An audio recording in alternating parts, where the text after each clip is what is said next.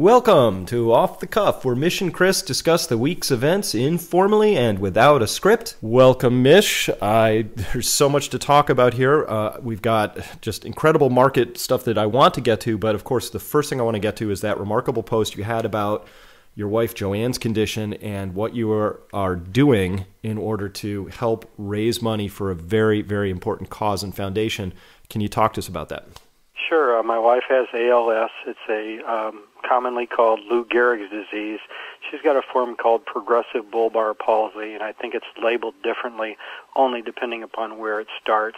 Lou Gehrig had a problem swinging a bat. That's where it was first noticeable for him. He couldn't swing with the same speed, and literally 3-4 months later he was gone. Well, medical care is a lot different now than it was back in those times.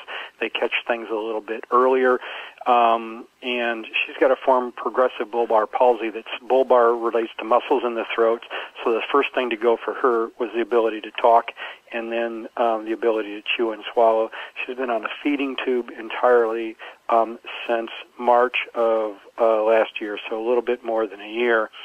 And up until about, even October, we actually managed to get out and golf. Now, she could only hit the ball about 40 yards, but she could still walk around on the course. Now she can barely walk at all. And pretty soon she's going to be immobile. I mean, that's just the nature of the disease. It is very relentless. Sometimes it's slow and steady. Sometimes the degradation is pretty fast. Her dad died of it, and her granddad died of it, and grandfather died of it. So anyway, I'm trying to raise money to support ALS research, and I want everyone to know what you've done here for me too. That website that's on the ALS Center, that's in my blog, where people click to donate money. Adam and your staff and you developed that website with images from the Les Turner Foundation. You put that together. So a lot of thanks go to you, Chris, and I really, really appreciate that, because that is a very well-designed website, far better than I could have done on my own. And I had some other help from some other people, and Gold Money's a sponsor, and Sitka Pacific's a sponsor. So I'm very, very pleased with how people are chipping in here to help me. Great. Adam deserves the lion's share of that credit. And so talk to us about this raffle a little bit here. I think this is a pretty exciting raffle. I know some people who probably are interested in this. It is an exciting raffle. Half the money to the ALS Foundation, half to the winners. I've got an extremely lofty goal. I don't know if I can meet that goal or not, but the ALS Foundation would be happy. Actually, they're pleased already. We raised over $100,000 on the first day. Nice. And if we sell all 30,000 tickets, and we're giving away 10 prizes, and the bottom prize, if we sell all of those tickets, would be $100,000. So, 1 in 3,000 people will win at least $100,000. That's if we sell them all, and the odds go up, actually, if we don't sell all those tickets. So, but the prize will be smaller. But anyway, I mean, compare that to, say, winning the lottery, which is, 1 in 154 million, to 1 odds of winning. So this, you've got a 1 in 3,000 chance, if we sell all those tickets, of winning at least 100,000. And if we do sell all of them, the top prize will be $1 million. Now, maybe the prizes are way less than that, but the odds will go up. So this supports a good cause, and the Les Turner ALS Foundation, they are absolutely thrilled with the results from the first day. Excellent. And so where do people find this right now? What's the URL for that? Well, the easiest way to find it would probably be to search my blog for Mish and ALS. I've not tried that, but I believe that would work. Right now, it's about the 6th or 7th post down on my recent post list, or people can just email me, just contact me off of my blog. There's a contact button and say, Mish, how do I find this blog? Because it's a really long URL name, even longer than mine on my blog. So, but just search down the left-hand side, or do a search for Mish ALS. If that doesn't turn it up, hit the contact button on my blog.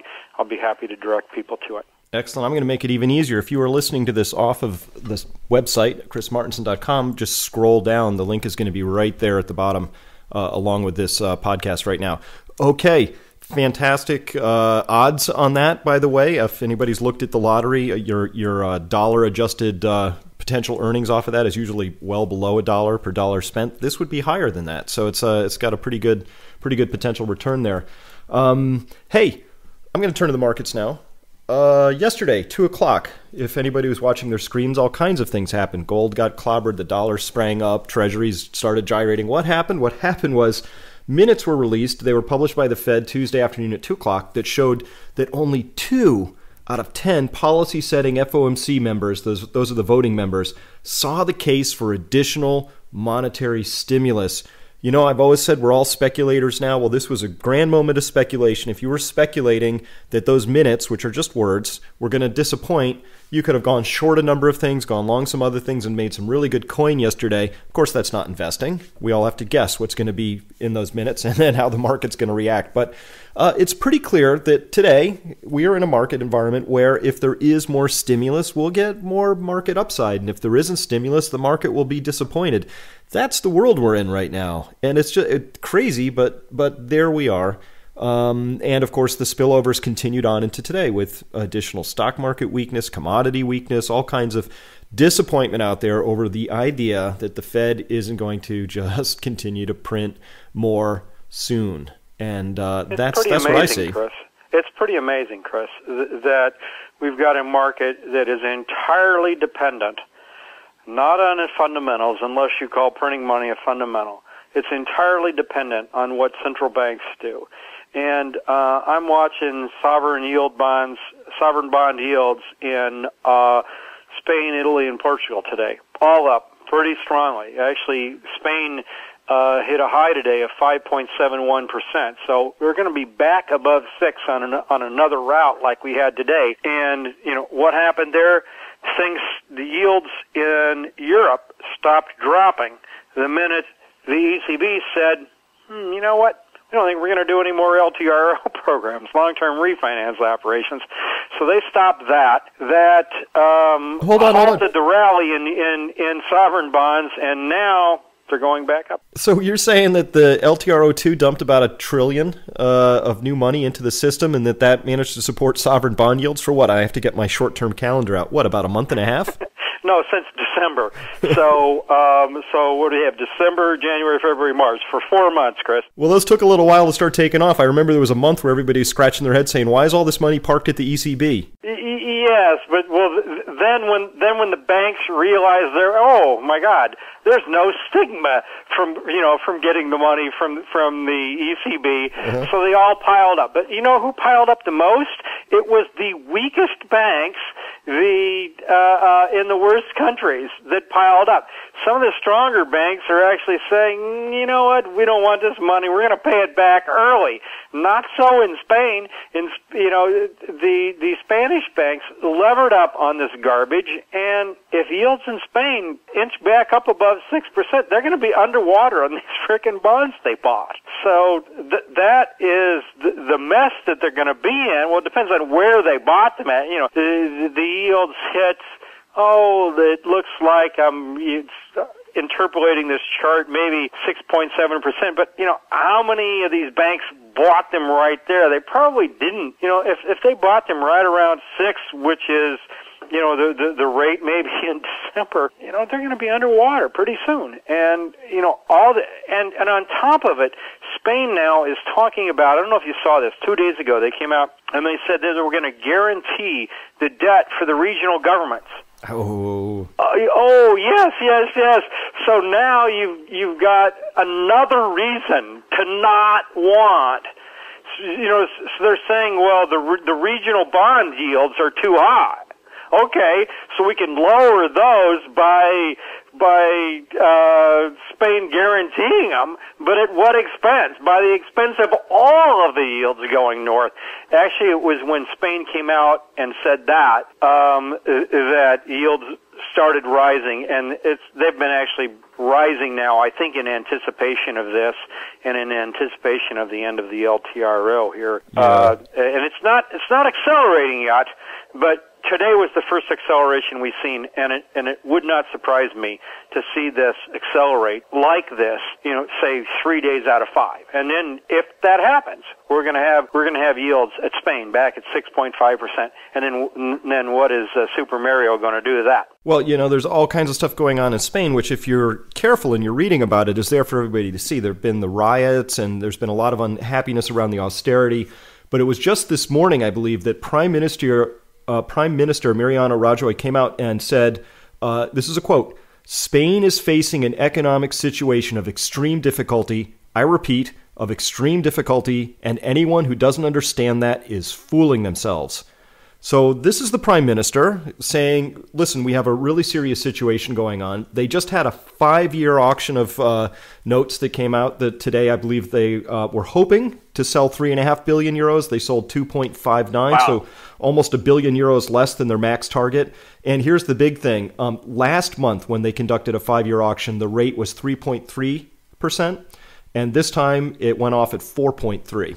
There you go. So can you imagine in the United States 10-year Treasury notes or 5 years going off a full percent higher on a month-over-month basis? I mean, and this is after the LTRO too. So yeah, if the banks, as you mentioned at the beginning, are now going to face a situation where they're underwater on the Spanish bonds that they bought with bailout money, which was given to them to help bail them out from the prior sets of bad decisions they have. We now have a failed bailout on a bailout, which will necessitate, of course, a bailout. I guess. I mean, where is this going? Is anybody besides us going, the emperor has no clothes? This is ridiculous to me at this point. We've crossed into some strange territory. There's some pretty amazing numbers coming out here of Spain here. My friend Brand, who lives in Spain, and he sends me emails literally every day, links from Spain. And I can't post them all, obviously, but I pick and choose which ones I want to post. And yesterday I posted one, and they're in Spanish too, so I send them through Google Translate, and the translations are not always good. So sometimes I really revise them, and sometimes I just say, my God, this is really difficult, but you can get the gist, so go ahead and read it. But anyway, the one from yesterday says 57% of the Spanish budget is devoted to pensions, unemployment benefits, and interest. Now, what the hell do you think of that? 57% is devoted to pensions, unemployment benefits, and interest. And where is unemployment rate going? And where is interest going? So you tell me, is this sustainable, Chris? Isn't that amazing? That is an amazing stat. Let's see if I can break it down here. 37% is to pensions, 9% unemployment benefit, and 10.5% to interest payments. Well, interest payments going to go up. Unemployment benefits is going to go up. We know unemployment's rising right now. This is from last month, and the unemployment rate already jumped up to 23.6%. I think Spain's going to be at 25% within a couple of months. So they're going to have to start slashing these pensions and unemployment checks. And then what? And then are we going to have riots?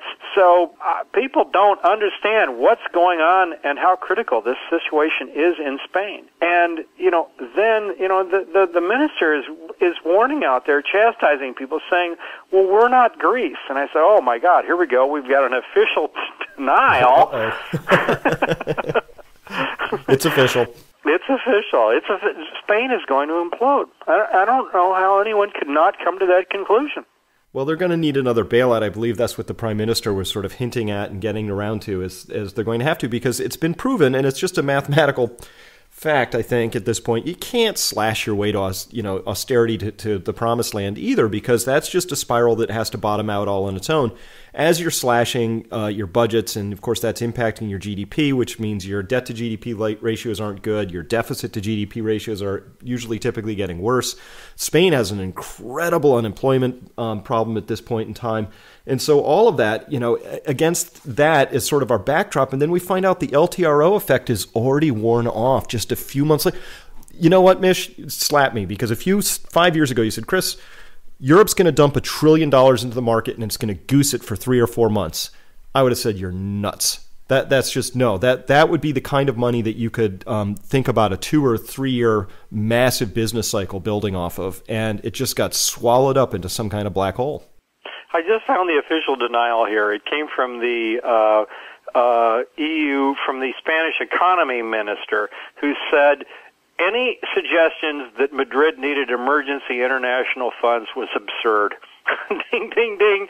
That's what I said. Ding, ding, ding. These are alarm bells. You know, the odds that Madrid needs emergency international funds is immediate, is my reaction to that. So we've got a different position presented officially than what the rational person would think when they see this.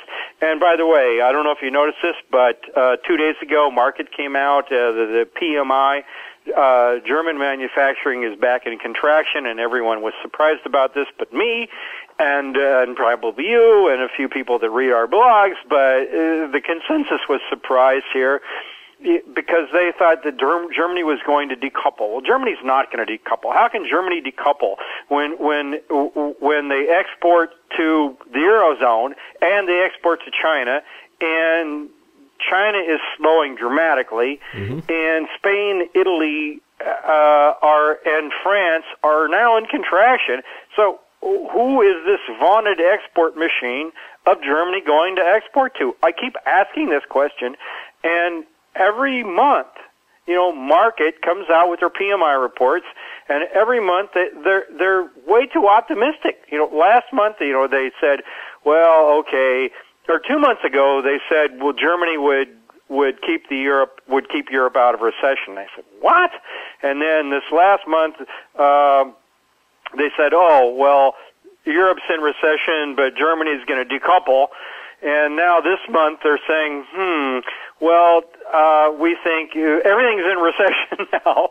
They finally admitted it, but they said it might be mild and short. And every month they're way behind the curve figuring out what is going on here. Europe is imploding right now.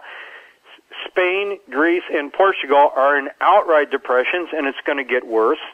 And that has to drag Germany down. There's no way it can't. And let's talk about Germany for just a minute, because Super Mario Draghi had to come out and just nix the idea of an ECB early exit from this whole stimulus program, because this is just hours after the Prime Minister of Spain came out and said what he said, and against that. At the same time, in Germany, workers are winning some of their biggest pay increases in decades because of the inflation that's been stoked. So Germany's rightly concerned about inflation. They've been feeling it. Once the workers start to get the pay increases, now you've got that wage and price spiral sort of locked in, and it starts to move. So that's one set of pressures on one side. Completely on the other side, you've got countries swirling the exact opposite direction into deflation. I can't think of a greater way to put more pressure onto a situation. And there's Mario hanging out in the middle at the ECB wondering, what do I do? Do I put more money in, or do I start to withdraw it? Those are the two pressures that are being faced there right now. So I think what you get is paralysis. My analysis here would be that we're not going to see much more activity out of the ECB at this point. I think that's what the markets are smelling as well. Well, also, Super Mario is under pressure here. I don't know if you saw it, but, for his popularity was pretty strong. It was like 64% for a while, but it has dipped down to 40%, maybe the high 30s now. So people in Italy are now getting fed up of his austerity programs, and it's a absolute catastrophe in Greece, actually, what's going on. The support there for the Troika appointed, the appointed official, no one elected these guys, has dropped now to something like 15%.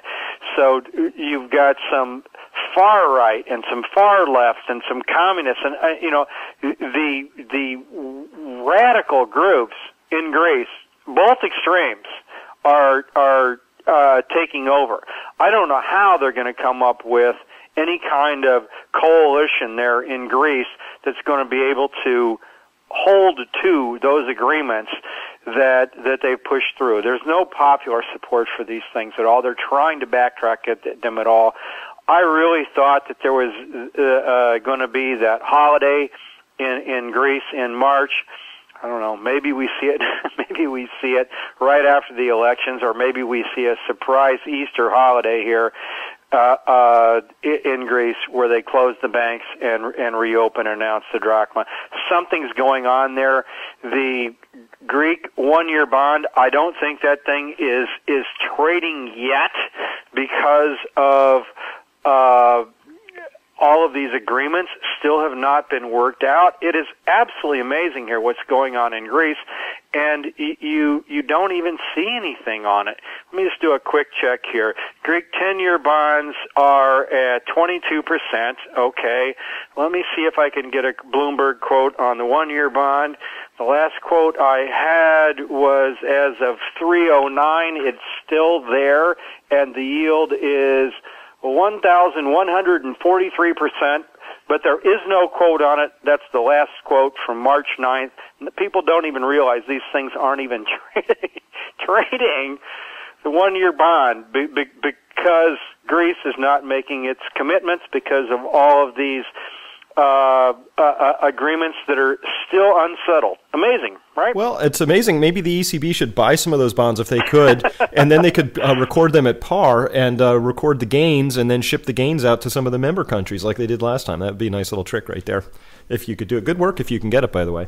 Yeah, meanwhile, back in the U.S., the ISM was what?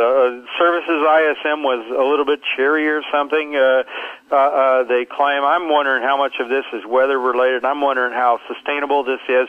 Certainly a piece of it has to do with car sales, and for the life of me, I can just tell you flat out I don't understand it. But people are buying cars. The dealer inventory is rather high, so that counts on the yes, sales. Yes, it is. But I mean, at some point, the channel stuffing has to stop. So there's probably some. I'm sure there's a lot of channel stuffing, but there's probably some genuine car sales behind that. Whatever reason, I don't know. It's certainly not sustainable here. And if you want a prediction from me, I think there's a strong chance that the seasonal adjustments here in March. We've got a jobs number coming out on Friday.